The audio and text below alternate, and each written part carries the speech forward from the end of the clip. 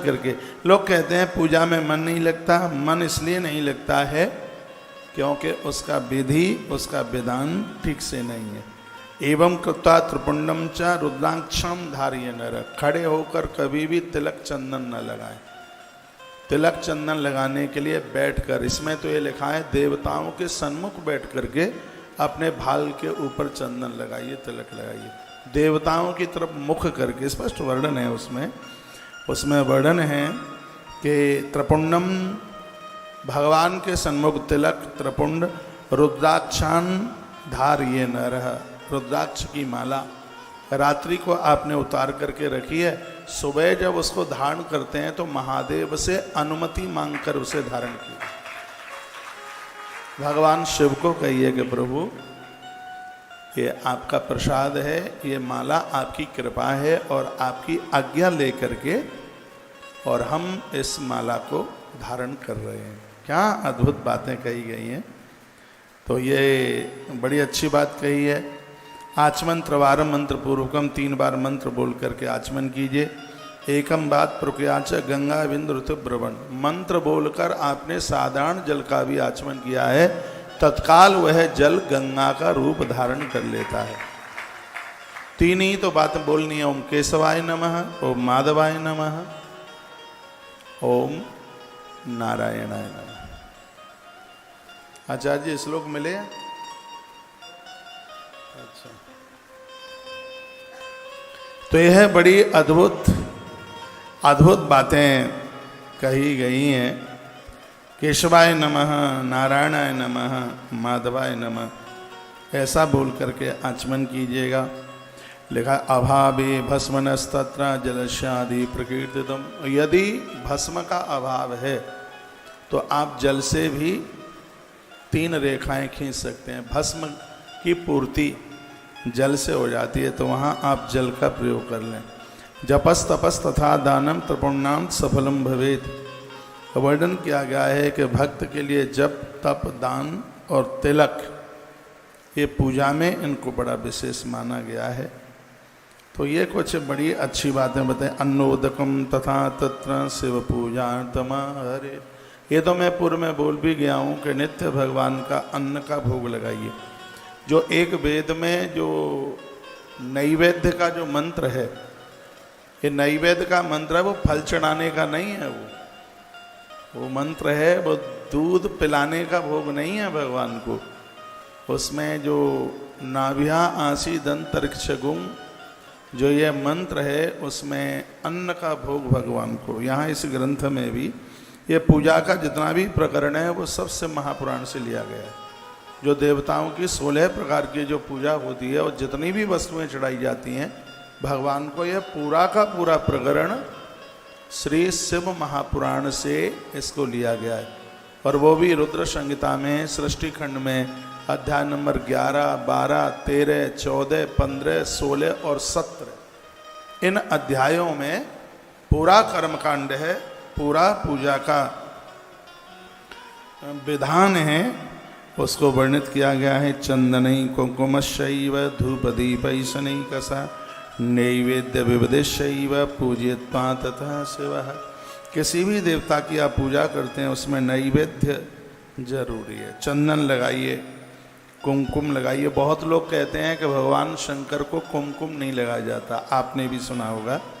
तो यह श्री शिव महापुराण रुद्र संहिता सृष्टि खंड अध्याय नंबर 13 और श्लोक नंबर 32, इसमें स्पष्ट वर्णन है कि भगवान को चंदन, कुमकुम, धूप, दीप अनेक प्रकार से के नैवेद्यों के द्वारा भगवान शिव की पूजा करें।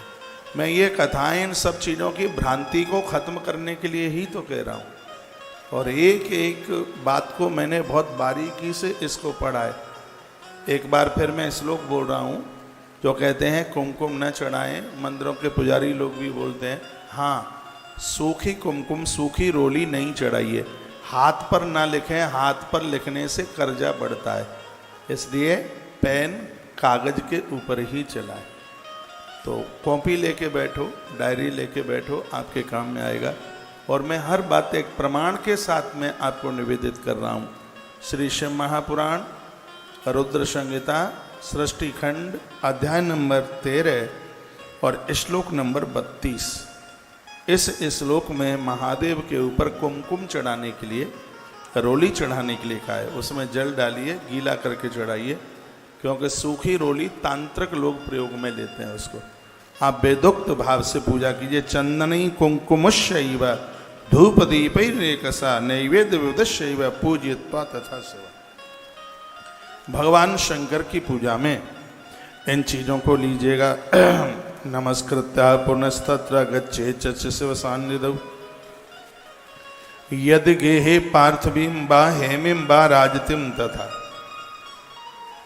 घर में मिट्टी, स्वर्ण, चांदी अथवा अन्य धातु तथा पारे की मूर्ति जो भी कोई है, पत्थर की है, जो भी है, सब बंधने हैं प्रणाम करने के लायक। इसमें बड़ी अच्छी बात कही है, भगवान को जब आप सुबह जगाते हैं तो पहले प्रणाम करें, बाद में घंटी बजाएं, उसके बाद वस्त्र उठाएं, उसके बाद फिर भगवान को उठाएं। ऐसा वर्णन है। ये नहीं कि आंख मींड़ते हुए गए और कपड़ा उठाया और भगवान को ऐसे बैठा दिया, नहीं। सबसे पहले उन्हें प्रणाम कीजिए, वंदन कीजिए, फिर घंटी बजाइए, फिर वस्त्र उठाइए, उसके बाद जो भगवान शयन में हैं फिर उनको आप जगाइए, फिर उनको बिठाइए। ये वर्णन इसमें किया गया। इसमें भगवान को प्रणाम करने की बात कही गई है। इस तरीके से भगवान की पूजा होती है तो भगवान बड़े प्रसन्न होते हैं। अपने घर में रहते हुए पूजा के समस्त नियमों का पालन करना चाहिए, ऐसा इस ग्रंथ में लिखा हुआ है। 36 नंबर का श्लोक है ये। इसमें नियम पालन की बात कही गई है। मैं बोले देता हूँ, कर्तव्यम सर्वथा तत्र नियमासु ग्रहीस्तते। आप नियमों का पालन करेंगे तो आपके बच्चे करेंगे। पूजा, भगवान को आपने बाल्टी में डुबकी लगा दी, आपने धूप बत्ती जला दी, दिया जला दिया, ये ज़्यादा महत्व नहीं रखता। ये बेटी बहुत जोर से सो रही है, गुड़िया जग जा बेटा, यही है। तो कर्तव्यम सर्वथा तत्र नियमासु ग्रहेस्तता। पूजा के नियमों को फॉलो कीजिएगा और नियम के साथ में फिर उस पूजन को करें तो पूजा का फल है वो तत्काल प्राप्त होता है। तत्पश्चात भगवान शंकर को शंख पुष्पी बहुत ज़्यादा प्रिय है, उसके फूल भी आते हैं, वो चढ़ाइए। कुसा डाबी जिसे कहते हैं, दूर्वा, धतूरा, मदार, और देखिए फिर इसमें लिखा है तुलसी पत्र। 2 बार से महापुराण में तुलसी पत्र के लिए बात कही गई। एक तो कल 14 नंबर के अध्याय के 28 नंबर के श्लोक में तुलसी पत्र चढ़ाने के लिए कहा, और 13 नंबर के अध्याय में भी 63 नंबर के श्लोक में तुलसी चढ़ाने की बात कही गई। 2 बार ये बात आ गई है। श्लोक बोले देता हूँ। लिखा है, कुश पुष्पैस धतूरई मंदारई द्रोण संभवई तथाच तुलसी पत्रई बिल्व पत्रई विशेषता। इसमें लिखा है कि तुलसी पत्र और बेल पत्र दोनों एक संग महादेव के ऊपर चढ़ाते हैं। इस श्लोक में लिखा है तो भगवान महादेव बहुत ज़्यादा राजी होते हैं, भारी प्रसन्न होते हैं। ये मैं पहली बार बात बोल रहा हूँ। तुलसी पत्र और बेल पत्र दोनों एक साथ चढ़ाई जाए भगवान शिव को। ये 63 नंबर का श्लोक है और 13 नंबर का अध्याय है, श्लोक नंबर 63, और रुद्र संहिता का पहला खंड है जिसका नाम है सृष्टि खंड। इसमें लिखा है कि विशेष रूप से ये दोनों चीज़ें जब चढ़ाई जाती हैं तो एक विशेष रूप बन गया है, विशेष रूप से। और एक बात इसमें और कह दी गई है कि पूजा में आपको कोई पत्ता फूल कुछ भी नहीं मिलता है। तो वर्णन इसमें किया, सर्वा अभावे बिल्व पत्र अर्पणीयम सेवाय वही। कुछ भी नहीं मिले, सिर्फ बेल पत्र मिल गया है, बेल पत्र महादेव के ऊपर चढ़ा दीजिए, सब चीज़ों की पूर्ति हो जाती है। बेल पत्र मिल गया, सब कुछ मिल गया। ये 64 नंबर के श्लोक में, 64 नंबर के श्लोक में ये बात कही गई है, बेल पत्र शिव को समर्पित कर दें। लिखा है कि बेल पत्र के अर्पण मात्र से पूजा की सारी विधि संपन्न हो जाती है। ये बात नोट करने के लायक है। वर्णन है इसमें, बिल्व पत्रा अर्पणी नहीं व सर्व पूजा प्रसिद्ध्यति। पूजा की संपूर्ण विधि पूरी हो जाती है यदि महादेव के ऊपर आपने बेलपत्र चढ़ा दिया। ये लिखने लायक बात है, जीवन भर कभी इसको भूलना मत। चीज़ें तो बहुत हैं, इतनी चीज़ें महादेव पर चढ़ाने के लिए कमरा भर जाए, पूरा 20 बाई 20 का कमरा भर जाएगा सामग्री के मारे। हो सकता है पूरी सामग्री 20 बाई 20 के कमरे में आ भी ना पावे, लेकिन इसमें एक जो सुंदर बात कही है वो है बिल्वपत्रा अर्पणई नैव सर्व पूजा प्रसिद्ध थी। जिस समय आप बेलपत्र भगवान महादेव के ऊपर चढ़ा देते हैं तो महादेव के ऊपर पूजा का सिगरा सामान चढ़ गया इस समय। इसलिए पूजा में, नारायण सालराम की पूजा में तुलसी पत्र का होना जरूरी है, और भगवान शिव की पूजा में बेल पत्र का होना बहुत ज्यादा जरूरी है। इस समय सावन के महीने में बेल पत्र नहीं मिलते हैं। अब बेल पत्र मिलेंगे कहाँ से, आप लगाते ही नहीं है बेल पत्र। बेल पत्र वृक्ष लगाने की कितनी बड़ी महिमा है जानते हो? 1 करोड़ कन्याओं का कन्यादान करने से जितना फल मिलता है, एक बेल वृक्ष लगाने से उतना फल है। कोटि कन्या महादानम एक बिल्व शिवार्पण। ज्यादातर ऐसे तो लोग ये कहते हैं कि एक बेल पत्र चढ़ा दो 1 करोड़ कन्यादान का फल मिल जाएगा, लेकिन इसका सही अर्थ यह है खाली बेल पत्र चढ़ाना ही नहीं, एक बेल पत्र धरती में लगा दो 1 करोड़ कन्याओं का कन्यादान करने का फल प्राप्त होगा। बेल की बहुत बड़ी महिमा है। आप बेल पत्र लगाएंगे नहीं तो फिर पत्तियां बेल की आएंगी कहाँ से? आपके पास बाहर जमीन है, खेत खलिहान है आपके पास, तो सावन का महीना चल रहा है, हरियाली तीज को बेल पत्र लगाइयो। सोमवती अमावस्या आ रही है, इस दिन में वृक्ष लगाने का भारी भारी मातम है। 17 तारीख को सोमवती अमावस्या है और सैकड़ों बार गया पुण्य आप प्राप्त कर लेंगे, इतनी बड़ी महिमा है। इस दिन भोर में जल्दी नहाना, नंदी को कुछ खिलाना, महादेव का अभिषेक करना, दान पुण्य करना, ब्राह्मणों को भोजन कराना, शब्दों में इसके पुण्य को बांधा नहीं जा सकता। और इसमें वृक्ष लगाने की बहुत बड़ी महिमा है, बहुत ज़्यादा महिमा है। तो बेलपत्रार्पणं नैव सर्व पूजा प्रसिद्ध थी।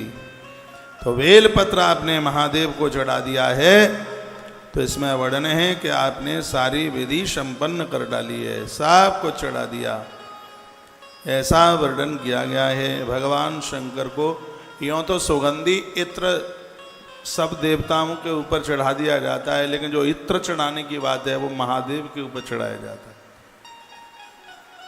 और इसमें वर्णन है कि इत्र चढ़ाते समय महामृत्युंजय मंत्र बोले, ओम त्र्यंबकम जजामहे सुगंधिम पुष्टिवर्धनम उर्वारुकमेव बंधनात् मृत्योर्मुक्षीयमामृतात्। इत्र चढ़ाने की बात कही गई है। श्लोक नंबर 66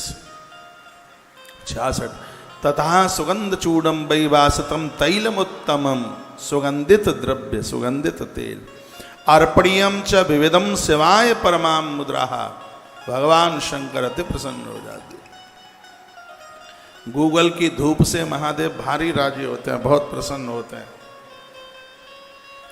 नैवेद्य की बात हमने बताई दी है आपको।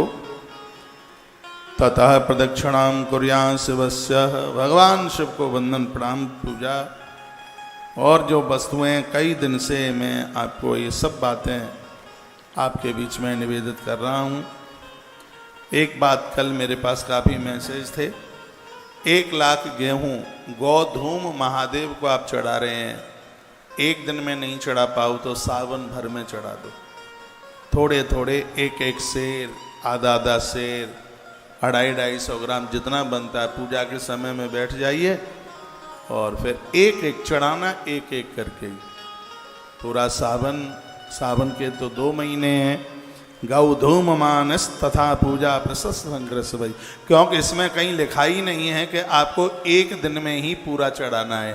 मैंने 10-5 श्लोक आगे पीछे के इसमें देखे हैं, लेकिन इसमें कहीं ऐसा नहीं लिखा है कि आपको ये 1 लाख जो गेहूं के दाने हैं वो 1 ही दिन में चढ़ाने हैं। तो आप इसको पूरा सावन के महीने में भगवान महादेव के ऊपर इसको आप चढ़ा दीजिए, आनंद हो जाएगा। एक बार जयकारा लगाइए, बोल भक्त वत्सल भगवान की जय हो। जय जय श्री राधे श्री राधे श्री राधे श्याम। यव पूजा च मुनि भी स्वर्ग सौख्या विवर्धिनः। जो आप जौ बोते हैं ना कलश के नीचे, आपको पता भी नहीं होगा ये जौ क्यों बोए जाते हैं। 48 नंबर का श्लोक है, जौ बोने से कलश के नीचे जो यव बोए जाते हैं, जौ बोए जाते हैं, उनकी पूजा भी होती है उसकी। तो इससे स्वर्ग सौख्य विवर्धनी, इससे स्वर्ग का सुख प्राप्त होता है। इससे व्यक्ति को स्वर्ग जैसा आनंद धरती पर प्राप्त होता है। मृत्यु के तत्पश्चात वह स्वर्ग लोक का अधिकारी होता है। पूजा में ज्वारे बोलने की इतनी बड़ी महिमा है। कोई भी आप अनुष्ठान करते हैं उसमें जौ बोने ही होते हैं। यव पूजा च मुनि भी, संतों ने, ऋषियों ने, योगियों ने इस बात की भारी सराहना करी है कि आप जौ बोइए। और ये निकले हुए जो जौ हैं ये आयुर्वेद में बड़े प्रभावशाली हैं। गेहूं का जौ फिर उसका रस निकालकर यदि कैंसर के मरीज को दिया जाए तो रोग में बहुत बड़ा फायदा मिल जाता है। गेहूं बोया जाए, उसका जो ज्वारा निकलता है हरे रंग का, और मिक्सी में डालकर के उसका रस निकाला जाए और वह उस मरीज को दिया जाए, बड़ा खतरनाक रोग है ये, तो इससे उस मरीज को फायदा मिल जाता है। तो आयुर्वेद में भी बड़ा प्रभावशाली है और पूजा में तो है ही प्रभावशाली। लेकिन जो पूजा में हैं वो ये इंद्र के द्वारा प्रकट हुआ है। जो ये जितने भी अन्न हैं ये देवताओं से बने, ये इंद्र से प्रकट हुआ है जौ, इसलिए इसका एक नाम इंद्र जौ और है। और हाथ में इस जौ का निशान होता है। जो लोग हस्तरेखा देख लेते हैं, मैं भी देख लेता हूं पर देखता नहीं। अब अनुभव तो करना ही चाहिए, किताबें पढ़िए, ग्रंथ पढ़िए। जिसके अंगूठे में यव का निशान हो, जौ का निशान हो, ऐसा व्यक्ति बनखंड में भी जाकर के पहुंच जाए तो लक्ष्मी नारायण उसका संग नहीं छोड़ेंगे, भगवान उसका साथ नहीं छोड़ेंगे। ये हाथ में यहाँ होता है, इस जगह पर वो जहाँ भी पहुंच जाएगा दुनिया उसके संग संग होगी। अंगूठे में होता है, इस पोटुआ के नीचे होता है, यहाँ होता है यव का निशान, यहाँ होता है मेरे दोनों हाथ में, इसमें भी है, इसमें भी। तो जौ की तो बड़ी महिमा है। तो ये छोटी छोटी बातें बताई गई हैं, इनको अपनी पूजा में जोड़िएगा। जैसे आप बेलपत्र लगाते हैं तिल पुष्पई तथा मानम, उसी प्रकार से तिल की पेड़ भी लगाएं, उसके फूल भगवान शिव को आप चढ़ाएं। भगवान शंकर को बहुत प्रिय है और तिल के फूल भगवान को चढ़ाने से घोर गरीबी का नाश होता है। यहाँ तक कि कमल के फूल से भी ज़्यादा महादेव को तिल के पुष्प और ज़्यादा प्रिय है। ऐसा इस ग्रंथ के 62 नंबर के श्लोक में ऐसा वर्णन है। और ये तो आप बो देंगे, गमले में ही बो दें तो ये बहुत जल्दी निकल करके आ जाता है। और इस समय ये तो ऋतु चल रही है तिल बोने की, तिल का वृक्ष, और इसका फूल सितंबर में आ जाता है, अक्टूबर में आ जाएगा। और उन फूलों से भगवान शिव की पूजा की जाए। आज मैं फ़ोन करूंगा शाम को कि गौशाला में थोड़े तिल बो दिए जाएं फूलों के लिए, कहीं एक खेत में एक कोने में तिल, तो उसके फूलों से भगवान शिव की पूजा की जाए। भगवान शंकर बहुत प्रसन्न होते हैं। देवताओं के लिए भी बड़े आनंद की बात है। आपको 4 गाड़ी चाहिए, हर रोज बदलने के लिए आपको गाड़ी चाहिए। मुझे देवता इसलिए अच्छे लगते हैं क्योंकि देवता तृप्त हैं अपने आप में। कभी भगवान नारायण कभी महादेव के पास नहीं गए, ये नहीं कहा कि गरुड़ पर बैठे बैठे मैं बोर हो गया हूँ, कुछ दिन के लिए आप मुझे अपना नंदी दे दीजिए, कभी भी नहीं गए। और भगवान शंकर ने भी कभी नारायण से नंदी नहीं मांगा। इनकी तृप्ति देखिए आप, ये अपने अपने वाहन और आनंद की बात है। ये जहाँ रहते हैं, ये जहाँ भी रहते हैं, इनके ठीक सामने इनका वाहन होता है। जिस गाड़ी में आप सैर करते हैं उसका इतना ध्यान रखिए, ये आपके आवास के ठीक सामने ये वाहन खड़ा हुआ रहे। ये वाहन, इससे बरकत होती है। ये नहीं है कि उसको चौड़े में सड़क पर पड़ी है, बिलंदा धूल जम रही है। आप देखते हैं शंकर का वाहन बिल्कुल नाक के सामने होता है।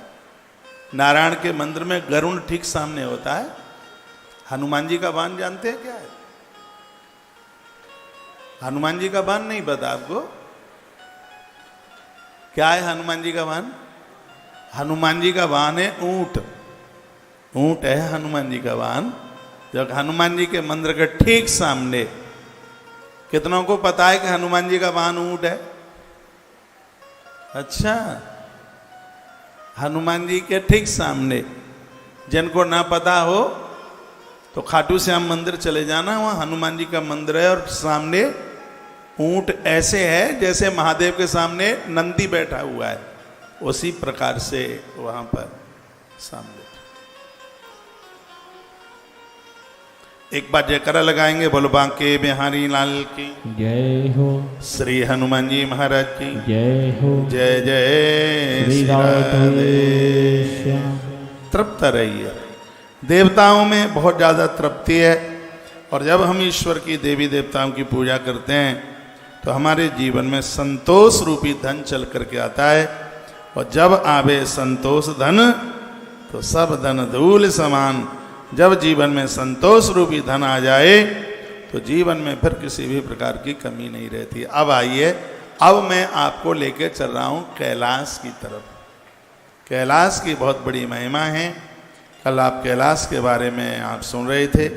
भगवान शंकर कैलाशपति कैसे बने। सकित्तम तस्यासीत कुबेरेण महात्मना। कुबेर को भगवान ने कैसे अपना मित्र बनाया, और कुबेर को भगवान ने अलकापुरी का कैसे राजा बनाया, और उसके कहने से भगवान काशी से कैलाश की यात्रा कैसे करी। आज की ये प्रमुख कथाएं हैं, वो आप सुन लीजिए। कल आप सुन रहे थे कामपल्य नगर में एक ब्राह्मण हुआ जिसका नाम था यज्ञदत्त दीक्षित। ब्राह्मण परिवार में उसका जन्म हुआ है। पत्नी बड़ी धार्मिक थी, नित्य अग्निहोत्र करता है। गलती ये थी, गर्भाधान संस्कार श्राद्ध काल में हुआ, तो परिणाम यह हुआ कि उस नारी की कोख में एक बेढंगा बालक आकर के चल के आया। समय आने पर उसका जन्म हुआ, और उसी का नाम आसीद गुड़निधि नाम, उसी का नाम गुड़निधि रख दिया गया था।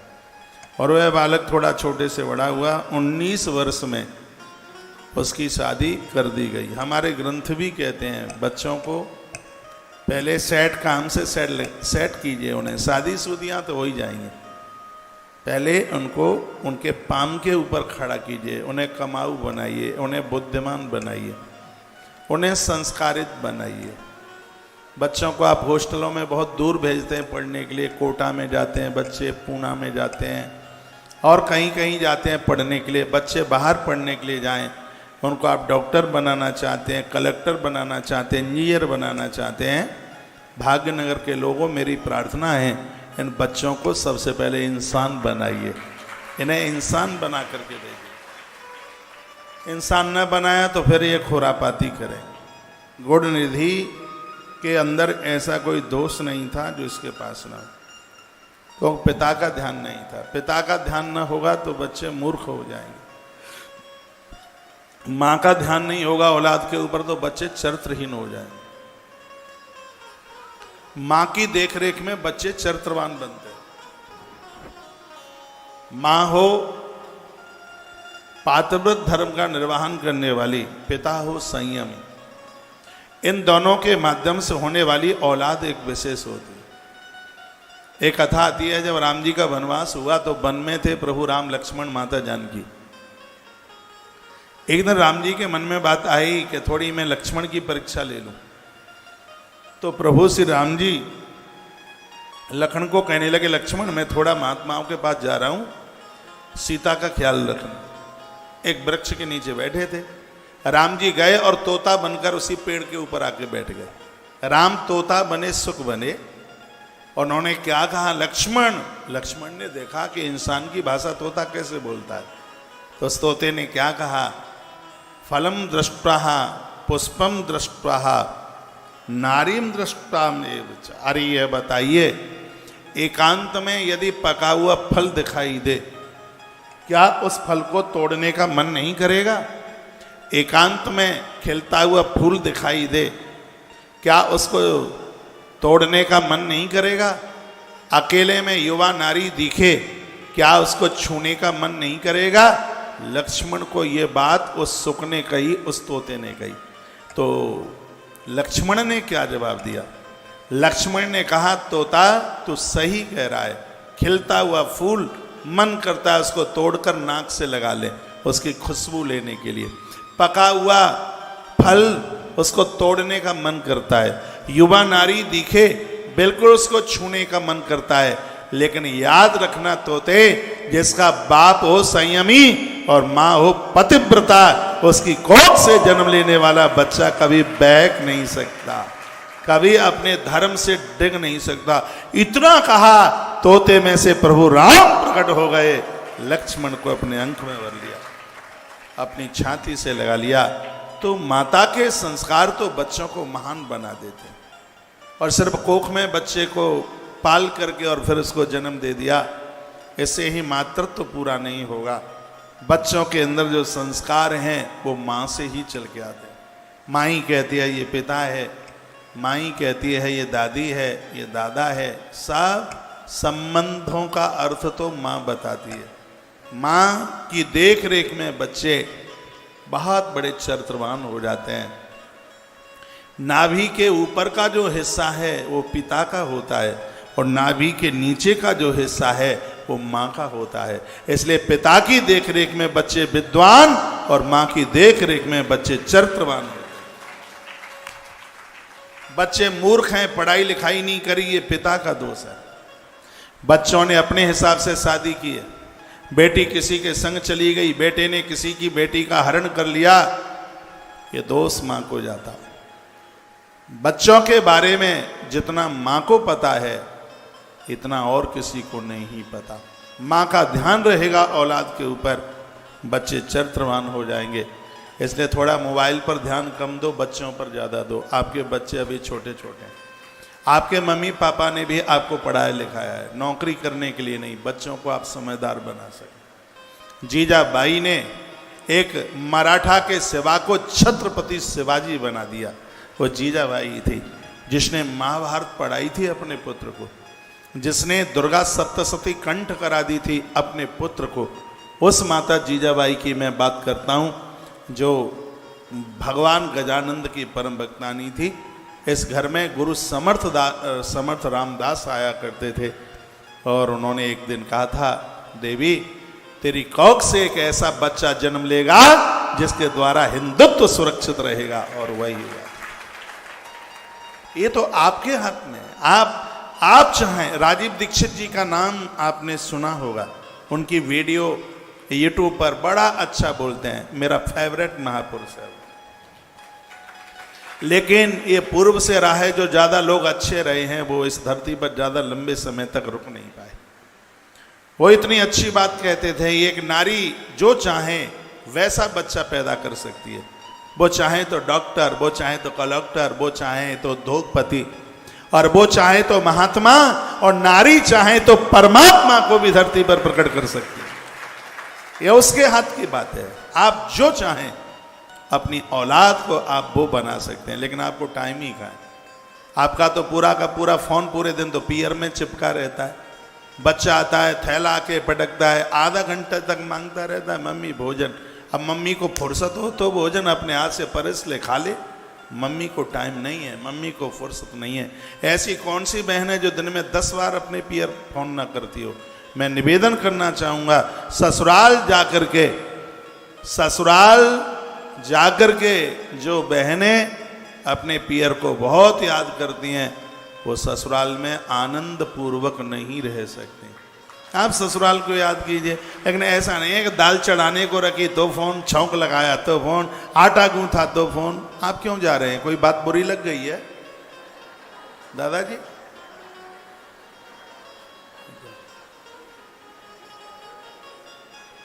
बच्चों के ऊपर ध्यान दीजिए, बच्चों को भूखा मन जाने दीजिए, उनकी क्लास लीजिए, उन्हें अपने पास में बैठाइए। कितना अच्छा लगता है जब बच्चे के सर पर आप कंघी लगाते हैं, कितना अच्छा लगता है जब आप बच्चों को यूनिफॉर्म पहनाते हैं। आप माँ हैं, आपका स्थान तो कोई नहीं ले सकता। और मैं बहुत सी बातें बता रहा हूँ, उनमें एक बात ये भी है कि बच्चे जब कपड़े उतारें तो कपड़ों को उल्टा करके ना उतारें। शर्ट, टी शर्ट, पैंट, पजामा जो भी है उसको सीधा ही उतारा जाए, उसको बिल्कुल उल्टा नहीं। ये भी मैंने सदाचार में ही, मैंने तो बहुत सी चीज़ें पढ़ ली हैं। नारी अपने गोपनीय वस्त्रों को चौड़े में न सुखाए, ऐसा भी ग्रंथ में वर्णन है। सूखते हुए कपड़े के नीचे जिसका पानी टपक रहा है और पानी हमारी बॉडी पर गिरता है जिससे चर्म रोग, धुले हुए वस्त्र का पानी कभी भी शरीर के ऊपर नहीं गिरना चाहिए। तो कपड़ा ऐसी जगह सुखाया जाए जिससे व्यक्ति इन सब चीज़ों से बच जाए। पहले की दादियाँ बड़ी होशियार होती थी, बहुत ज़्यादा होशियार होती थी। आप भोजन बनाती हैं, बाल टूटकर अन्न में चला जाता है, ये जाता है पेट में, बहुत बरसों तक ये पेट में शरीर में गांठें बना देता, कैंसर पैदा हो जाता है। इसलिए पूजा करते समय, भोजन बनाते समय और किसी के चरण छूते समय नारी का जूड़ा बंधा हुआ होना चाहिए। बाल केस खुले न हुए हों।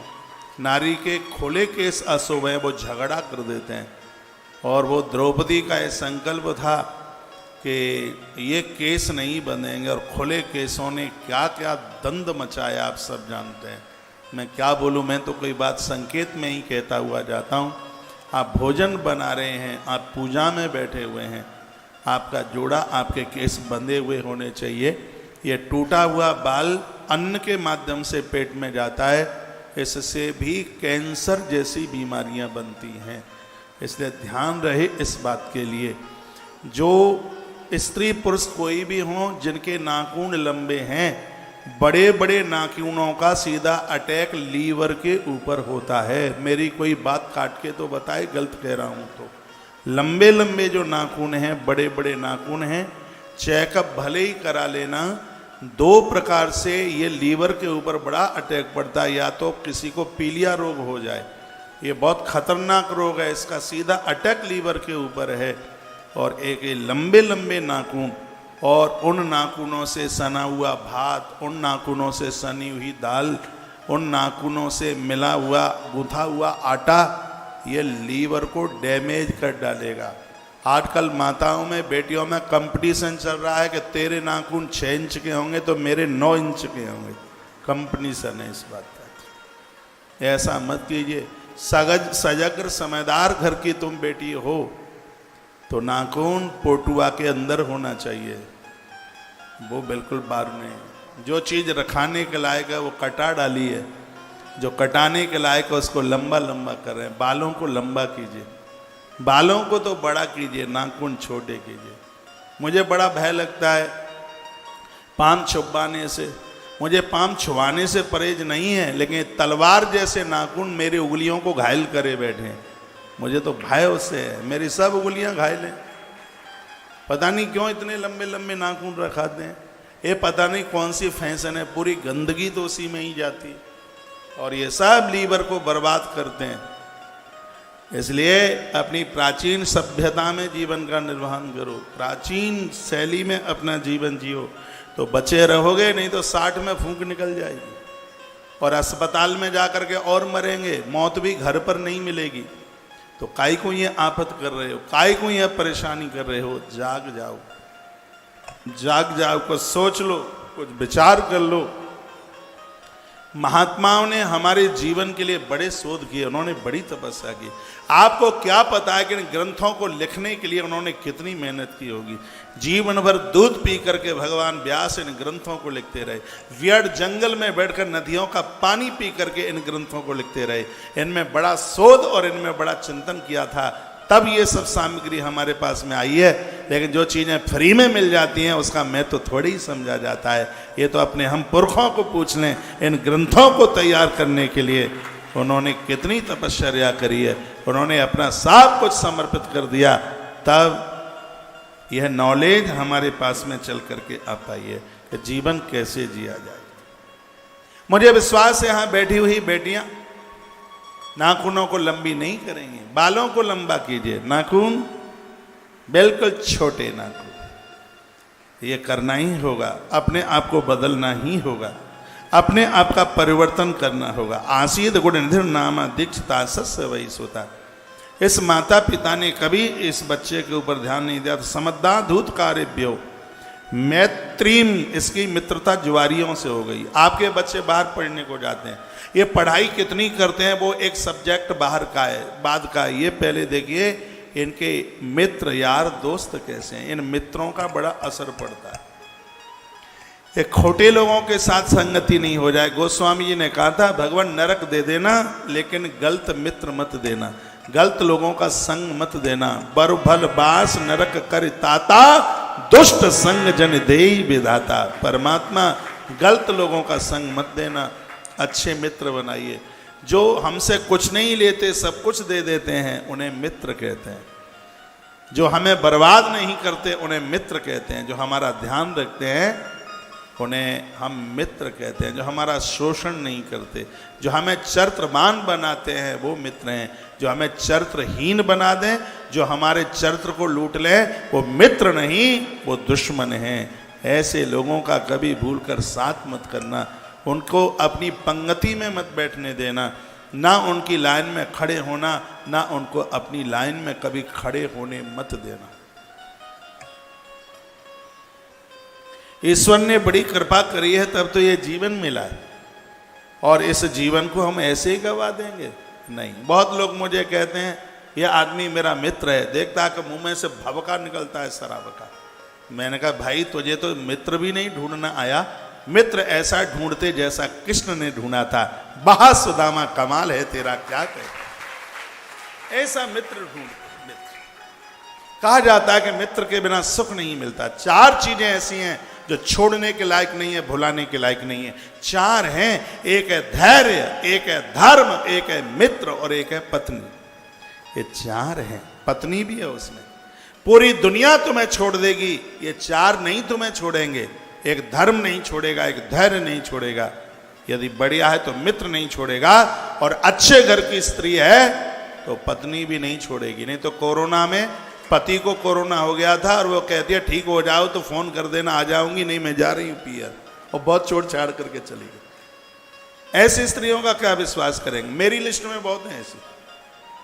मुझे उसकी सास का फोन आया, महाराज जी बेटे को कोरोना हो गया है, और बहू कहती है कि मैं जा रही हूँ, ठीक हो जाए तब बता देना। और भगवान की कृपा से वो ठीक हो गया। अब खूब फोन कर दिया आ जाऊं, वो कहता है बिल्कुल जरूरत नहीं है, तेरे लिए तो मैं ऊपर चला गया। उसका जवाब भी बिल्कुल सही है, उसका गलत क्या बोल रहा है। ये चार चीजों की, ये चार की परीक्षा आपस में ही होती है। परेशानी में चारों का परीक्षण होता है। पति कमाऊ है, खूब पैसा देता है, उसके संग बने रहो, कोई बड़ी बात नहीं है। पति को कष्ट आया, कोई एक्सीडेंट हो गया, दुर्घटना हो गई, बीमार हो गया, उस समय नारी उसकी चारपाई पकड़ करके बैठी रहे, तब पता लगता है कि अच्छे बाप की बेटी हो तुम, बढ़िया पत्नी बनकर जीवन जी रहे हो, तब पता लगता है। गोस्वामी जी ने बड़ी सुंदर चौपाई डाली, और माता अनसुईया बोली, कहती है कि धीरज धर्म में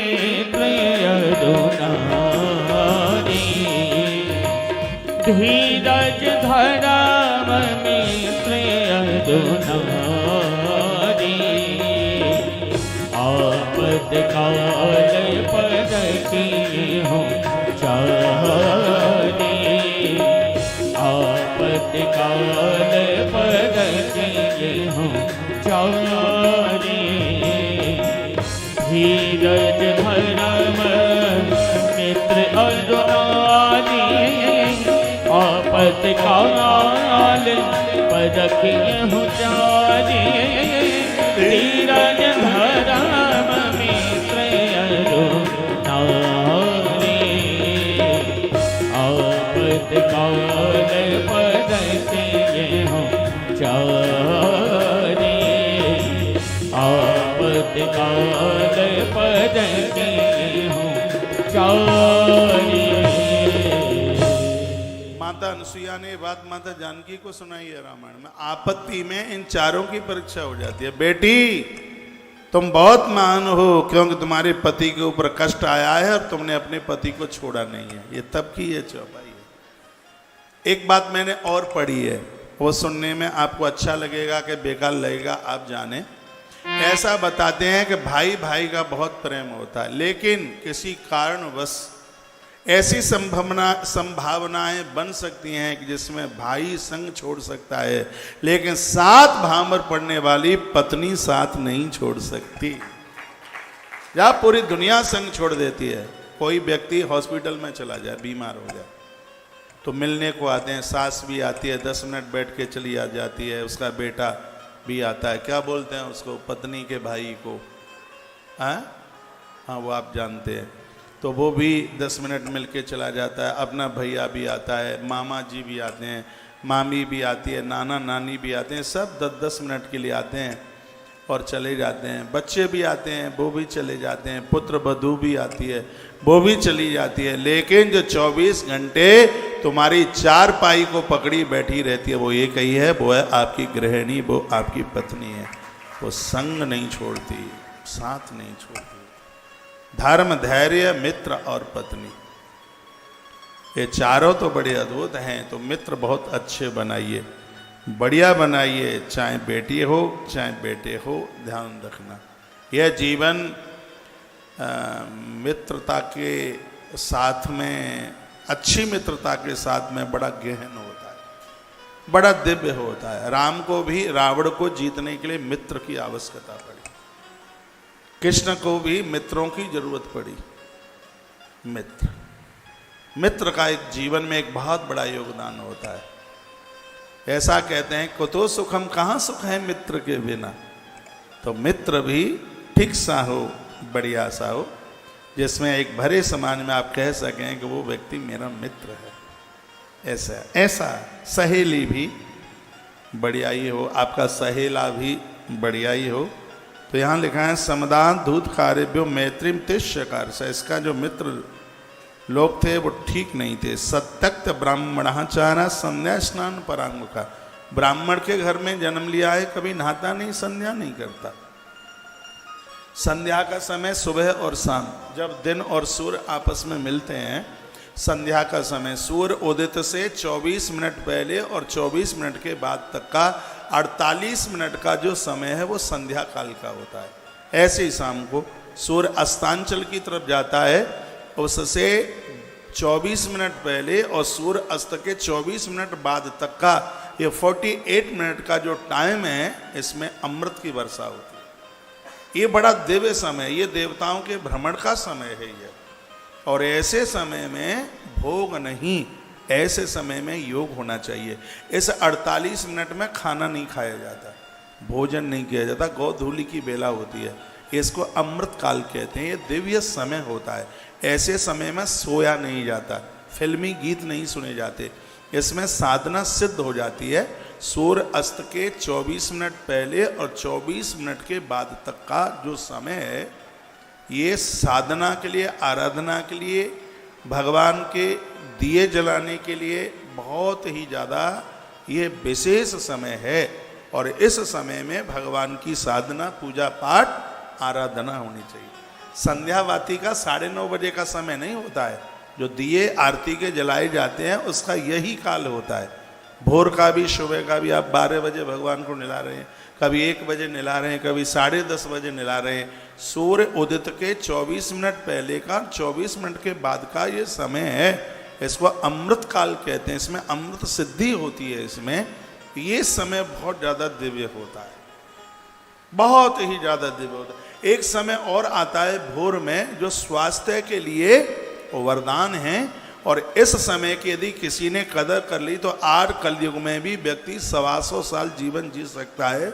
वो समय है 3:20 से लेके 3:40 तक का।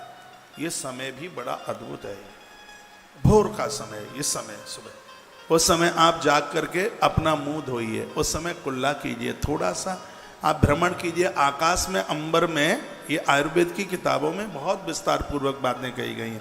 अंबर, आकाश की तरफ देखिए, थोड़ा सा आप जिस पर ओस पड़ी हुई है ऐसी घास के ऊपर चलिए। ये जो 20 मिनट का समय, 3:20 से लेके 3:40 का ये समय है, इसको आयुष योग के नाम से जाना जाता है। इस 20 मिनट में आपने अपने शरीर को ये समय दे दिया। आयुष में से उम्र बढ़ जाएगी, रोग अंदर प्रवेश नहीं कर पाएंगे। ये टाइम, ये समय ऐसा है। यदि कोई व्यक्ति और ऐसा ये नियम बना ले कि समय में वो अपना बिस्तरा छोड़ देता है, तो ये समझ लीजिए कि उसके अध्यात्म का हर कपाट खुल जाएगा। इतना बड़ा चिंतक हो जाएगा, इतना बड़ा विद्वान हो जाएगा, जो बातें किताबें में नहीं वो उसकी नाभि से स्मृत होकर के निकल करके आएंगी। ये ऐसा टाइम होता है, ऐसा समय होता है। ये ईश्वर का समय, ये प्रभु का समय, परमात्मा का समय। लोग इसको ब्रह्म मुहूर्त के नाम से जानते हैं। ब्रह्म मुहूर्त 6 घंटे का नहीं होता है, ब्रह्म मुहूर्त बस इतनी ही देर का होता है। ये लगभग ये 3:18 से लेकर के और लगभग ये भी समय 3:42 तक का ये समय ये होता है ऐसा। ये भी बड़ा अद्भुत समय है। ये भी 24 मिनट का, 42, 43, 44 यही समय। ये भी 24 मिनट बड़ी अपने आप में अद्भुत है। वो मैं आपको बता रहा हूं, आपको तो 7 बजे ही जगना है, बताने का कोई फायदा भी नहीं। आजकल तो घर में कंपटीशन से होते हैं, बहू और सास में कंपटीशन है, देखो कि कौन सूर ज्यादा निकलेगा तब जगेगा। कंपटीशन। भोर में थोड़ा सा जल्दी जागिए, अपने स्वास्थ्य का ध्यान रखिए। और लिखा है कि संध्या स्नान परांगमुखा। ब्राह्मण के घर में जन्म है, कभी संध्या नहीं करता, कभी पूजा पाठ नहीं करता, कभी स्नान नहीं करता। हमारे ग्रंथ कहते हैं 1000 काम करने से पहले स्नान करो। ग्रंथ कहते हैं 100 काम करने से पहले भोजन करो। वो तो कर ही लेते हैं, अब इस पर क्या प्रवचन करना है। 100 काम करने से पहले भोजन करो, 1000 काम करने से पहले नहाओ, 1,00,000 काम करने से पहले दान दो, और 1 करोड़ काम करने से पहले भगवान का नाम लो, भगवान का भजन करो। श्लोक बोले देता हूं। शतम व्याय भोक्तव्यम सहस्रम स्नान माचरेत, और लक्षम व्याय दातव्यम कोटिम तक्ताम हरिम स्मरेत। ये देना है, इसकी आज बैटरी चलेगी।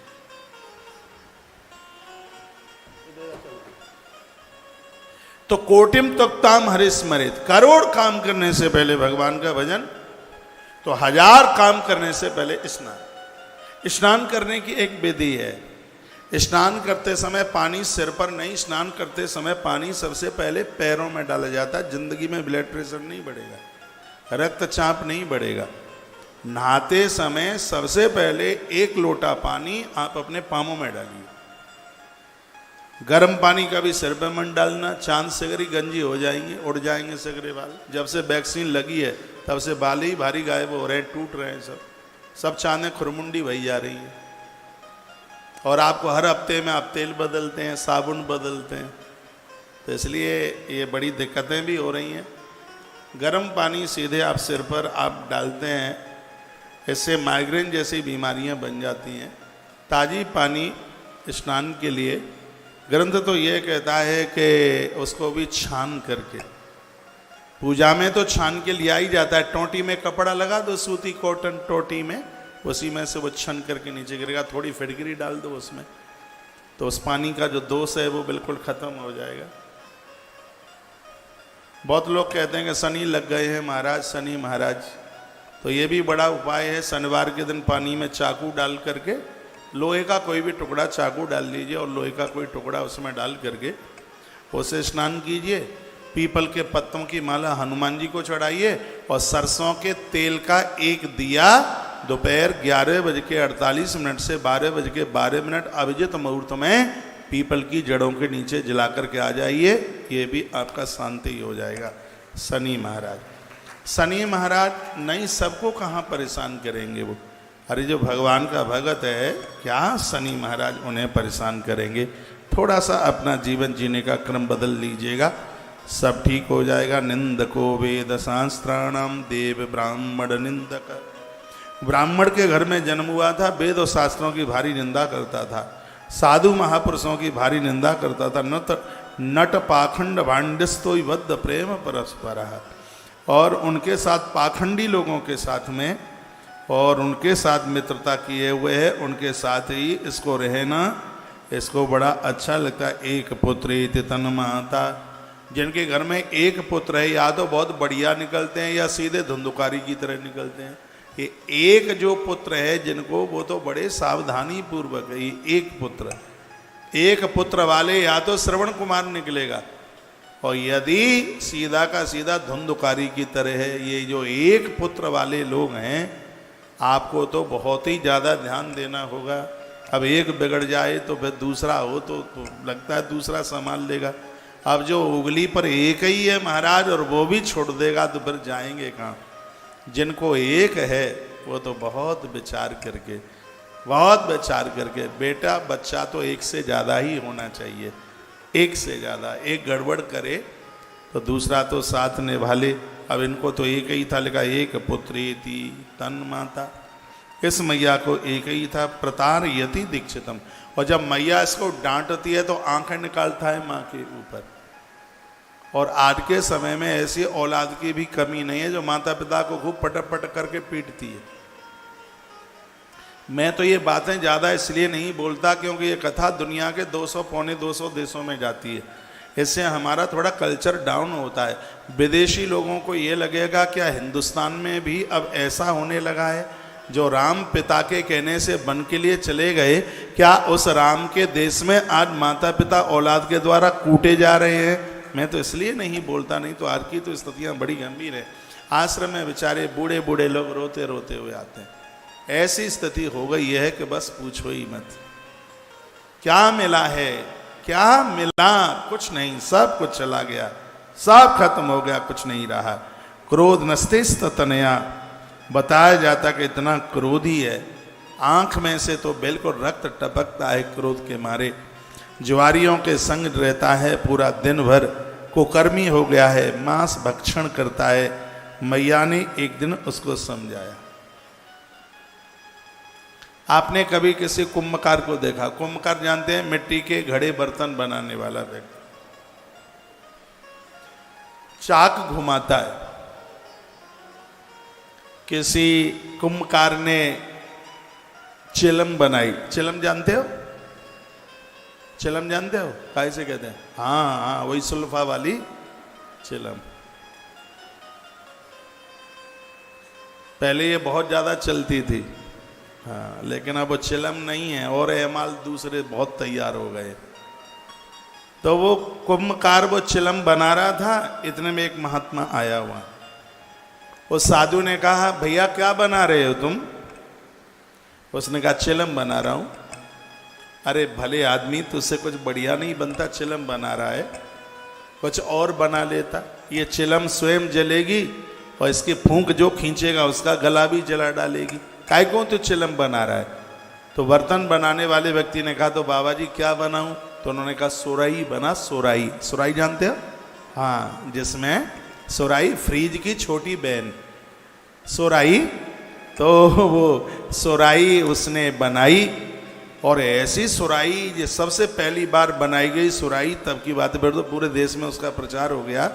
सोराई बनाई, उस सोराई का इतना प्रचार हुआ कि वो सोराई पुजा नहीं पा रहा था। लोग उसको थैंक यू, धन्यवाद बोलने के लिए आ रहे थे, क्योंकि सोराई में पानी भर दो तो स्वयं ठंडी रह रही थी, उसका पानी जो पी रहा था उसके गले को भी वो ठंडा कर रही थी। ये सोराई का काम लोगों को बड़ा अद्भुत लगा। साधु ने अब प्रचार किया पूरे समाज में, और वो गली गली पहुंचा, हर घर में घुस जाए और कहता था, अपने बच्चों को चिलम बनाओगे क्या सोराई, चिलम बनाओगे क्या सोराई, चिलम बनाओगे क्या सोराई। अब लोग समझे नहीं, लोग कहेंगे बाबा पागल हो गया है। तो किसी ने कहा, बाबा इसका अर्थ तो बताइए, चिलम सोराई का मतलब क्या है? तो महात्मा ने कहा, अपने बच्चों को तुमने कुसंस्कारीय बना दिया चिलम की तरह। तो जैसे चिलम स्वयं जलती है, दूसरों को भी जलाती है, तो तुम्हारे बच्चे स्वयं जलेंगे, दूसरों को भी बर्बाद कर देंगे। यदि सुराई की तरह संस्कारीय बनाया तो सुराई स्वयं ठंडी रहती है, जिसका पानी जो कोई पिए वो उसको भी ठंडा कर देती है।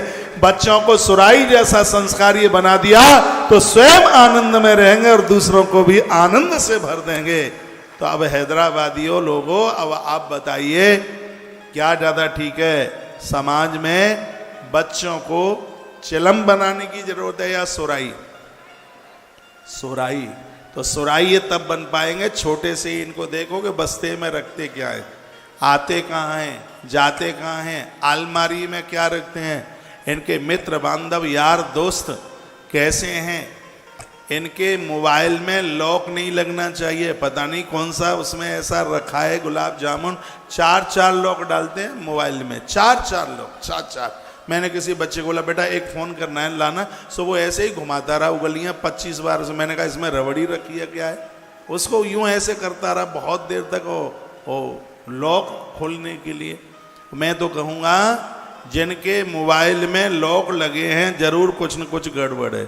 मेरा मोबाइल खुला पड़ा रहता है, जैसे कोई देखो पढ़ो भैया महाराज, उसमें है 4 लॉक। अरे औरों को छोड़िए, पत्नी जा रही है रसोई के लिए और वो पत्नी का मोबाइल उसको मिल गया, पति को पत्नी का मोबाइल, तो ऊपर से नीचे तक देखेगा। अब उसको उसका मोबाइल इतने संकीर्ण हो गए हैं, इतने संशय वाले हो गए हैं, इतने हृदय से साफ सुथरे बनिएगा आपके ऊपर कोई उंगली तक ना उठा पाए, ऐसा जीवन जीने की जरूरत है। ये संस्कार आप नहीं देंगे तो इन बच्चों को संस्कार मिलेगा कहाँ से। बच्चे वही सीखते हैं जो घर में जो फिर वो चलता है, आप जो दे देंगे उन्हें और अंत तक उनके पास में वही रहेगा। आज बाहर बच्चे पढ़ने को है, अमेरिका तक बच्चे पहुंचे हैं, मुझे फ़ोन करते हैं, ये उनके मम्मी पापा ने संस्कार ही तो दिए। एक बच्चा कहाँ था अभी, ऑस्ट्रेलिया में था, हाँ, तो उसको गाड़ी खरीदनी थी और उस दिन मंगलवार था। वो कहता है महाराज जी मैं गाड़ी खरीदने को जा रहा हूँ। मैंने कहा दिन कौन सा है, हमारे यहाँ तो मंगलवार है, तुम्हारे यहाँ क्या है? तो हमारे यहाँ पता नहीं उस दिन सोमवार था क्या था कि बुधवार था। उसने कहा मंगलवार है हमारे यहाँ। मैंने कहा नहीं, मंगलवार को नया वाहन मत खरीदिएगा बिल्कुल। तो ये घर से जब बच्चों को संस्कार मिलते हैं तभी तो वो इन सब चीज़ों को मानते हैं। तो ये आप नहीं सिखाएंगे तो कौन सिखाएगा। मर गया मध्य पिशुन्य नृतम चौर्यम दुरोदरे, इतने अपराध इतना अन्याय है करता है, इसको नग्नीकृत प्रतिदिनम बद्धते धूतकार भी। ज्वारी लोग इसको खम्म से बांध बांध करके बहुत मराई ठुकाई इसकी पिटाई करते हैं। घर का सिगरा सामान जुआ बुआ में तो ये हार हूर करके आ गया। एक दिन की बात थी, क्या हुआ, इसका पिता जो यज्ञदत्त था, यज्ञदत्त दीक्षित, कहीं से यह आ रहा था तो इसने किसी जुआरी की उंगली में, उसके हाथ में इसने अपनी अंगूठी देख ली इसने। तो इसने उस व्यक्ति को कहा भैया यह अंगूठी मेरी है, ये तुम्हारे पास कहाँ से चल करके आ गई? उसने कहा कि मुझे झूठा दोस्त तुम देते हो, मुझे चोर ठहराते हो। इस समय वर्तमान समय में तुम्हारे पुत्र से बड़ा तो कोई दूसरा जुआरी नहीं है। ये देखो हाथी दांत के आभूषण जुआ में हार के गया है, ये अपनी माँ के ये वस्त्र ये साड़ियाँ हार के गया है, और ये देखो ये कितने आभूषण वह जुआ में हार के गया है। उस बाप ने जब ये शब्द सुने उसके पाम के नीचे की धरती हिल गई और इतना वह परेशान था, सीधा घर में चल करके आया। बहुत क्रोधी था, बहुत क्रोध में था यज्ञदत्त, और उसने अपनी पत्नी को डांट करके कहा हे धूर्ता दीक्षितायन कुत्रास्ति धूर्ते गुण निधि सुता, धिक्कार तेरी कोख के लिए कि तूने एक शराबी को पैदा कर दिया, तूने एक ज्वारी को पैदा कर दिया। कहाँ है तेरा वो नालायक कुपुत्र, कहाँ है तेरा? वो डांट करके उसको कहा। तो श्रुता तदवाक्यम भीता सा दीक्षितायिनी, वो भयभीत हो। प्रोवाच स्नान मध्यानी क्रियाम निष्पाद यंत्र था। और क्या बोली? संध्या करने के लिए, दोपहर का स्नान करने के लिए गया है। उसने लाठी उठाई, पीठ के ऊपर प्रहार किया और कहने लगा दीक्षित हम हे सदपुत्र जननी नित्यम सत्य प्रवासिनी। बोलता है नारी वही वंदनीय है, प्रणाम करने के लायक है जिसकी कोख से सतपुत्र पैदा हो, अच्छा पुत्र पैदा हो। वह नारी आदर की काबिलियत में है। पुत्रवती जुबती जग सोई, रघुवर भगत जास सुतोई। नहीं तो नतर बांझ बल बाद व्यानी। हमारे ग्रंथ कहते हैं जो नारी अच्छे पुत्र को जन्म न दे पाए, इससे तो भला वो बांझ रह जाए तो ज़्यादा ठीक है, उसकी कोख से कोई औलाद नहीं होनी चाहिए, क्योंकि बांझ रह जाएगी तो एक शराबी जुआरी कबाड़ी तो पैदा नहीं होगा। नारी या तो सूर सूरमा को जन्म दे, वीर यति को जन्म दे, नहीं तो वो वांझ रह जाए तो ज़्यादा ठीक है। शिव महापुराण में यह ब्राह्मण कहता है, सतपुत्र जननी नित्यम सत्य प्रभाषणी, नारी वो वंदनीय है जिसकी कोख से एक लायक संतान आकर के जन्म लेती है। धिक्कार तेरे लिए है, तूने एक कुपुत्र को जन्म दिया है, इस घर में तेरे लिए बिल्कुल कोई जगह नहीं है, और इसी समय तुझे मैं इस घर से बाहर कर दूंगा। सूत सौनक ऋषियों को कहते हैं कि देखो यहाँ लिखा, अपुत्रत्वम वरम नृणाम कुपुत्रात् कुल पांसनात्। इसमें वर्णन किया गया कुपुत्र पैदा हो, इससे तो निपुत्र रह जाएं तो ज़्यादा बढ़िया है, क्योंकि जो कुपुत्र पैदा होते हैं इनके द्वारा कुल नष्ट हो जाता है, कुल समाप्त हो जाता है। यह जरूरी नहीं है कि 100 हो, 1 हो, लेकिन वो लायक हो, वो सत्पात्रता में हो, ऐसा यह ग्रंथ कहते हैं। तो कहीं से भी मैं कथा उठाऊं, ये कथा यही कहती है कि बगीचे के ऊपर बगीचे का काम करने वाला व्यक्ति ध्यान नहीं देगा तो वह बाग समाप्त हो जाएगा। संतान के ऊपर आप ध्यान नहीं देंगे तो संतान भी अपना जीवन खो बैठेगी। सिर्फ पैसा कमाना ही तुम्हारा काम नहीं है, आपके कार्य में एक कार्य भी है, जिन बच्चों को तुमने जन्म दिया है उन बच्चों का उत्कर्ष करना, उनकी प्रोग्रेस करना, ये आपका काम है। यहाँ पर बच्चे बैठे हैं, युवा लोग बैठे हैं, और मैं कहना चाहूँगा कि ये 4 लोग जीवन में ऐसे हैं जिनकी बात मानने में हमेशा फायदा है। एक है माँ, एक है पिता, एक है गुरु और एक है भगवान। इनके आदेश में किंतु और परंतु जैसा शब्द नहीं होना चाहिए। माता पिता गुरु की सेवा जो करेगा सम्मान दुनिया देगी, वो फूलेगा और फलेगा। माता पिता गुरु की सेवा जो करेगा, और बच्चों का यह धर्म है, माता पिता गुरु प्रभु की बानी, बिनय विचार करिए शुभ जानी। इनके आदेश का पालन बिना विचारे भी आप कर देंगे तो वह अपने आप में शुभ ही होगा, कल्याणकारी होगा, वो अमंगलिक नहीं हो सकता, वहाँ अमंगल नहीं हो सकता, वहाँ सर्व प्रकार से मंगल ही, वहाँ सर्व प्रकार से मंगल ही मंगल होगा। एक बार जयकारा लगाइए, बोल भक्त वत्सल भगवान की जय हो, श्री हनुमान जी महाराज की जय हो। इधर बैठो, दोनों आके यहाँ बैठो, मोबाइल दिए। आइए 2 पंक्तियां भगवान महादेव को समर्पित करते हुए। एक दिन भजन गाया था, काफ़ी उसके लिए मैसेज आए थे। कौन सा था, शंकर जी का ध्यान से उतर रहा है, कथा के पहले या दूसरे दिन गाया था। शंकर जैसा कोई देवता नहीं, ऐसा कुछ है। हाँ, स्वर्ग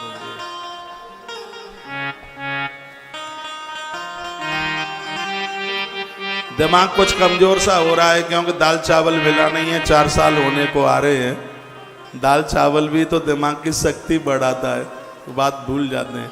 काफ़ी मैसेज आए हैं इस भजन के लिए, शंकर जैसा कोई देवता नहीं। मेरे मोबाइल में भी भेज दीजिए, स्वर दीजिए, दोनों हाथ उठा के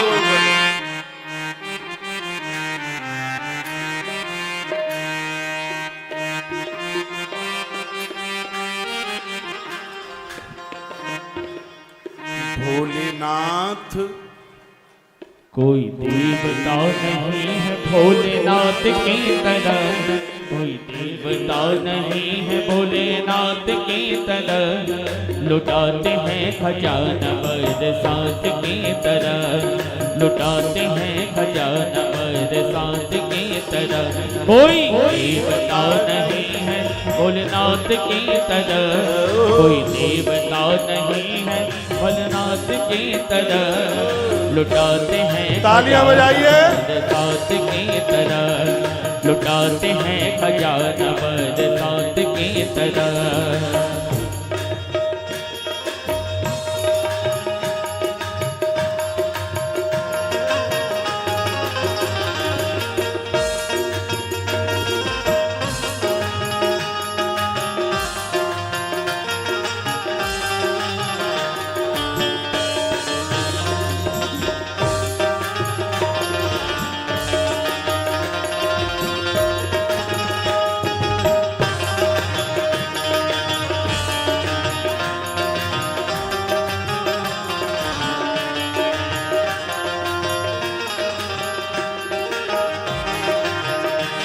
शिव ने हमारे वास्ते क्या क्या नहीं किया, शिव ने हमारे वास्ते क्या क्या नहीं किया।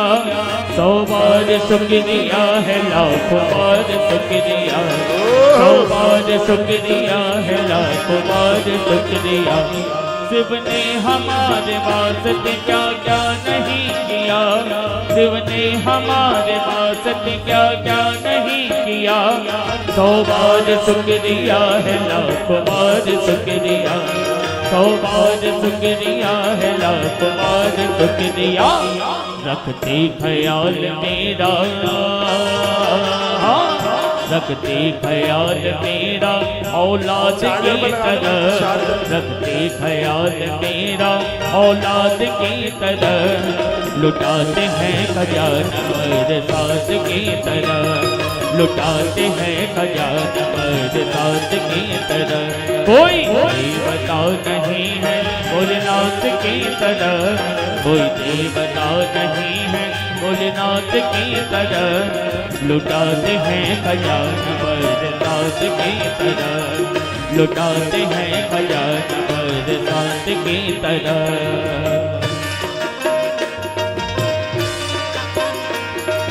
राधे हर हर महादेव, जय हो।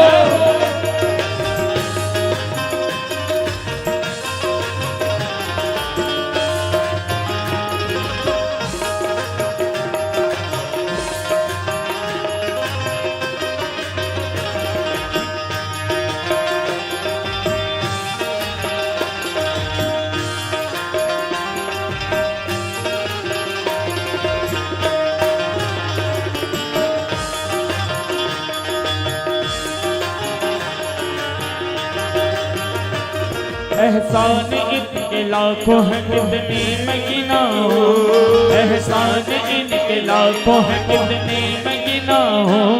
किस किस को बताऊं और क्या क्या मैं बताऊं, किस किस को बताऊं और क्या क्या मैं बताऊं। एहसान इनके लाखों हैं कितने मैं गिनाऊं, एहसान इनके लाखों हैं कितने मैं गिनाऊं।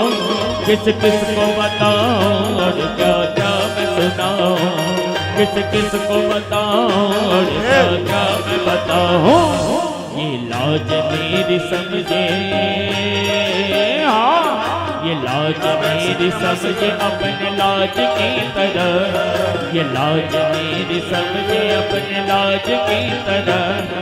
लुटाते हैं खजाना मेरे साथ की तरह, लुटाते हैं खजाना मेरे साथ की तरह। कोई देवता नहीं है भोलेनाथ की तरह, कोई देवता नहीं है भोलेनाथ की तरह। लुटाते हैं खजाना मेरे साथ की तरह, लुटाते हैं खजाना मेरे साथ की तरह। हो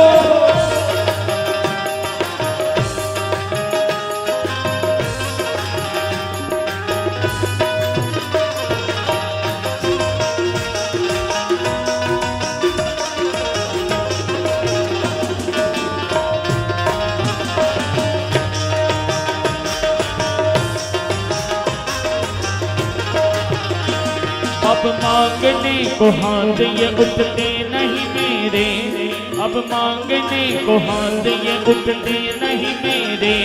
कहते हैं भक्त अब कोई चिंता नहीं मेरे, कहते हैं भक्त अब कोई चिंता नहीं मेरे। अब मांगने को हाथ ये उठते नहीं मेरे, अब मांगने को हाथ ये उठते नहीं मेरे। कहते हैं भक्त अब कोई चिंता नहीं मेरे, कहते हैं भक्त अब कोई चिंता नहीं मेरे। रहे संग ये हमेशा, रहे संग ये हमेशा सांस की तरह, रहे संग ये हमेशा मेरी सांस की तरह। लुटाते हैं खजाना मेरे सांस की तरह, लुटाते हैं खजाना बरसात की तरह, कोई देवता नहीं है भोलेनाथ की तरह, कोई देवता नहीं है भोलेनाथ की तरह, लुटाते हैं खजाना बरसात की तरह, लुटाते हैं खजाना बरसात की तरह, कोई देवता नहीं है भोलेनाथ की तरह, कोई देवता नहीं है भोलेनाथ की तरह, लुटाते हैं खजाना बरसात की तरह, लुटाते हैं खजाना बरसात की तरह, लुटाते हैं खजाना बरसात की तरह, लुटाते हैं खजाना बरसात की तरह, लुटाते हैं खजाना बरसात की तरह, लुटाते हैं खजाना बरसात की तरह, कोई देवता नहीं है भोलेनाथ की तरह, कोई देवता नहीं है भोलेनाथ की तरह, लुटाते हैं खजाना बरसात की तरह, लुटाते हैं खजाना बरसात की तरह, कोई देवता नहीं है भोलेनाथ की तरह, कोई देवता नहीं है भोलेनाथ की तरह, लुटाते हैं खजाना बरसात की तरह, लुटाते हैं खजाना बरसात की तरह, लुटाते हैं खजाना बरसात की तरह, कोई देवता नहीं है भोलेनाथ की तरह, कोई देवता नहीं भोलेनाथ की तरह, लुटाते हैं खजाना बरसात की तरह, लुटाते हैं खजाना बरसात की तरह, लुटाते हैं खजाना बरसात की तरह, लुटाते हैं खजाना बरसात की तरह।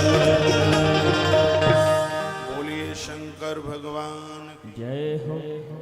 पहले तो एक सुंदर सी सूचना ये है कि कल भगवान महादेव का विवाह महोत्सव है, कल भगवान शंकर का विवाह उत्सव है, तो टाइम नहीं हो तो भी आइए। संतन नारियल का भी कार्यक्रम है कल का, और बड़े जोरदारी के साथ में भगवान की बारात लेकर के आएंगे। सामने के चौराहे से, कौन सा चौराहा पड़ता है वहाँ से, भोलेनाथ की बारात, भूत प्रेत सब आएंगे भगवान शंकर के विवाह में। अमेरिका से भूत आएंगे, ताइवान से भूत आएंगे, शिकागो से आएंगे, जापान से भूत आएंगे। सब इतनी सुंदर बारात, सुंदर इसलिए है क्योंकि उसमें इंद्र का आना होगा, नारायण का आना होगा, विधाता ब्रह्मा का आना होगा। बारात सुंदर इसलिए होगी क्योंकि उसमें आप सबका भी तो आना होगा। कल भगवान की बारात में सब लोग पधारें, जिनकी बेटियां शादी के लायक हो रही हैं, विवाह के लायक हो रही हैं, घर भर नहीं मिल पा रहा है, जिनके बेटे विवाह के लायक हो रहे हैं और घर में बहू नहीं आ पा रही है, तो ऐसा संकल्प लेकर के कल की कथा आप सुन लें। बेटी अच्छे से घर और वर को प्राप्त हो, और घर में बिना लड़ाकू अच्छी सी बहू चल के आए, पुत्र बहू। कल की कथा बहुत आनंद देने वाली है। कल त्रयोदशी है, त्रयोदशी। ज़्यादातर ऐसे ज्योतिषियों ने आज प्रदोष मान लिया है, तो उसमें एक मैंने भी वीडियो डाल दी है, लेकिन तुलसीवन आश्रम में जो प्रदोष का जो अभिषेक होता है वो कल ही होगा, कल होगा कल, क्योंकि आज त्रयोदशी तो 7:15 बजे के बाद ही लग रही है, अभी तक तो द्वादशी ही चल रही है, और फिर कल रात्रि को 8:30 बजे तक तो त्रयोदशी है ही। तो कल पूरा का पूरा प्रदोष काल का समय पूजा के लिए बच ही रहा है। इसलिए आश्रम में जो प्रदोष का जो अभिषेक होता है, महारुद्राभिषेक होता है, जो आज नहीं कर पा रहे हैं वो कल कर लीजिए। आज भी आपने उपवास कर लिया है तो कोई ऐसी दिक्कत नहीं है। तो कल हम भगवान का विवाह त्रयोदशी में कर रहे हैं, कल त्रयोदशी है, तो कल त्रयोदशी में भगवान महादेव का विवाह होगा। तो कल आप शंकर जी के बारात में, कन्फर्म है भगवान का विवाह कल का ही है। रविवार के दिन गणेश जन्म है, गणेश जी का प्राकट्य रविवार के दिन होगा, और सोमवती अमावस्या पड़ रही है सोमवार को, और उस दिन 12 ज्योतिर्लिंग कथा है। सोमवार का दिन है, सोमवती अमावस्या है, और 12 ज्योतिर्लिंगों की कथा सोमवार के दिन है। अब आज से तो ये कथा उत्सवों में ही बिल्कुल बदल रही है। आज भगवान कैलाशपति हो जाएंगे, सती माता प्रकट होगी, नवरात्रा का विधान, विधि, पूजा की विधि, नवरात्रा करने की महिमा, महात्म्य, ये सब बड़ी अद्भुत कथाएं हैं। तो आज से ऐसी कथाएं आरंभ हो रही हैं। शाम को थोड़े आप लेट हो जाते हैं, दूर दूर से आते हैं, और जो सहयोग कर लेते हैं, यहाँ थोड़ी लाइन लंबी सी हो जाती है, यहाँ तक आप आ नहीं पाते। तो आज ऐसी व्यवस्था की गई है, जो व्यासपीठ तक जो आना जरूरी नहीं समझते हैं, उनको लगता है कि अब हमें देर हो रही है, तो आपकी चुनरी है, रुद्राक्ष है, प्रसाद है, दवाई है, आज वहीं कार्यालय में ही वो व्यवस्था कर दी है। तो वहाँ से ही आप प्रसाद लेकर के आप जा सकते हैं। जिनके पास समय होगा वो यहाँ व्यासपीठ तक आ जाएंगे। तो ये बहुत ज़्यादा ठीक है। दूर से ऑटो टेम्पू करना पड़ता है, यहाँ टाइम ज़्यादा लगता है, दूर से आप आते हैं। उस सब में तो हाथ हमारे लगे ही है, सब तो पूजा रुद्राक्ष हमारे हाथों से ही हुई है। जो दवाई बन रही है उसमें भी फॉर्मूला हमारा ही है, भगवत कृपा से महात्मा भागवत के द्वारा जो सब तैयार की गई है। लोगों को बहुत बड़ा फ़ायदा मिल रहा है। कल दवाई रही नहीं थी, आज खूब पर्याप्त बन गई है, तो औषधि लेके ही जाना। आनंद की बात यह है कि इसमें साइड इफ़ेक्ट नहीं है बिल्कुल भी। मैं एकदम स्वस्थ हूँ तो भी इसमें से मैं पुड़िया पाउडर लेता ही रहता हूँ, बिल्कुल जैसे एक उत्साह सा बना रहता है। तो ये तो ऐसी दवाई है कि आपको कोई भी बीमारी नहीं है तो भी इसको लेते रहोगे तो शरीर में फुर्तीलापन रहेगा, आलस नहीं रहेगा, प्रमाद नहीं रहेगा। तो ये इसके तो बड़े फायदे हैं इसके। बिल्कुल कोई भी बीमारी नहीं है तो भी एक आधा चम्मच चाय की तरह उसका काढ़ा बना करके उसको लेते रहिएगा।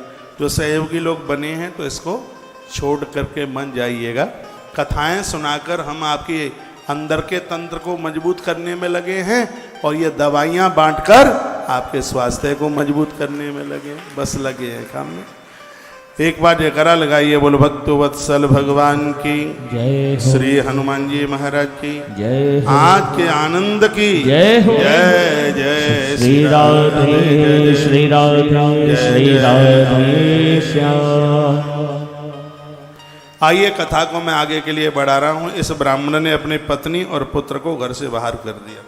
ब्रह्मा जी नारद जी को कथा सुना रहे हैं। श्रुत्वा तथा सदंतांतम प्राक्तनम सम विनत काचिद दशम समालोकम निर्यो दीक्षतांगज। माँ एक दूसरी दिशा में चली गई और बेटा दूसरी दिशा में चला गया। बहुत परेशान था, भूखा था, बहुत दिन हो गए थे, उसने कुछ खाया नहीं। चिंताम बाप महेतिम क्वायामी करवाड़ किम, रोने लगा, सोचने लगा कि अब ऐसी स्थिति में मैं क्या करूं।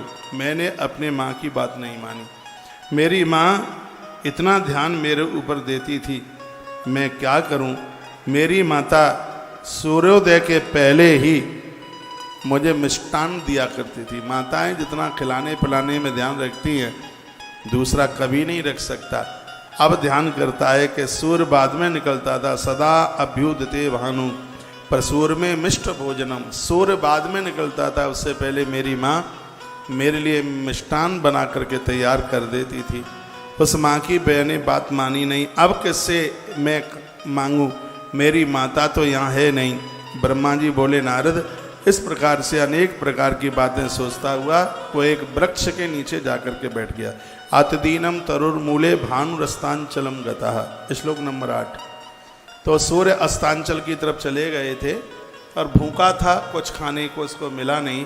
एतस्मिन् नैव समय कच्चिन महेश्वरः नरा, उसी समय पर कुछ लोग भगवान महादेव की पूजा के लिए उस रास्ते से निकले। वर्णन है कि शिवरात्रि वो उपस्थित है, उस दिन शिवरात्रि का दिन पड़ गया था। लोग भगवान महादेव के मंदिर में पूजा करने के लिए जा रहे थे। उस दिन शिवरात्रि का व्रत करते हुए शिव भक्त नाना प्रकार के महादिव्य पदार्थ लेकर शिव पूजा की सामग्री लेते हुए और शंकर जी के मंदिर की तरफ जा रहे थे, और इसने उनको जाते हुए देख लिया। पकवान गंधमाग्राय, अन्न की गंध इसकी नाक तक आ गई। यज्ञ दत्तात्मजनो ध्वजा, यज्ञ दत्त का आत्मज यानी उसका पुत्र, पितृयुक्तो मातृना क्षुदिता सह तवन्नगात, माँ से विहीन, पिता से विहीन यह बालक उन लोगों के पीछे पीछे चल लिया, महादेव के मंदिर तक पहुंच गया। अब देखिए कथा कितनी विशेष है। शिवरात्रि पड़ी थी, वह लोग 4 पहर की पूजा करने के लिए आए थे। मैंने बहुत बार कहा है कि मंदिर में पूजा होती है और आप मंदिर तक पहुंच नहीं पाते हैं, बाहर से आपने पूजा का दर्शन कर लिया तो भी उसका फल मिलता है, आपने ध्वजा का दर्शन कर लिया तो भी फल मिलता है, ध्वजा और गुम्मट के ऊपर लगे हुए कलशों का आपने दर्शन कर लिया है तो भी उसका फल मिलता है। एक बात और निवेदन करूंगा, मंदिर के कपाट का दर्शन कर लिया, किवाड़ का दर्शन कर लिया है तो भी उसके दर्शन का फल मिलता है। ये बहुत अद्भुत बात है। कभी कभी ऐसा होता है ना, हम मंदिर में जाते हैं तो किवाड़ बंद हो जाते हैं, कपाट बंद हो जाते हैं, तो ग्रंथ कहता है आप वहां तक पहुंच गए, तुम भगवान को नहीं देख पाए लेकिन भगवान ने आपको देख लिया है। आपने यदि इस मंदिर के कपाट का दर्शन, ध्वजा का दर्शन और कलश का दर्शन कर लिया है तो भी आपको मंदिर दर्शन का ही फल प्राप्त हुआ है। वहाँ पूजा हो रही है। बद्रीनाथ जाते हैं, बहुत लंबी लाइन होती है और अंदर तक लोग पहुँच नहीं पाते हैं, दूर से भी भगवान की पूजा हो रही है, उसका दर्शन कर लिया। आरती का भारी महत्व, आप मंदिर में पहुँच गए, आरती का समय हो रहा है, यदि आपके पास टाइम है तो मंदिर की आरती छोड़ करके मत जाइए, क्योंकि आरती का दर्शन करने से हमारी अलाए बलाएँ सगरी समाप्त हो जाती हैं।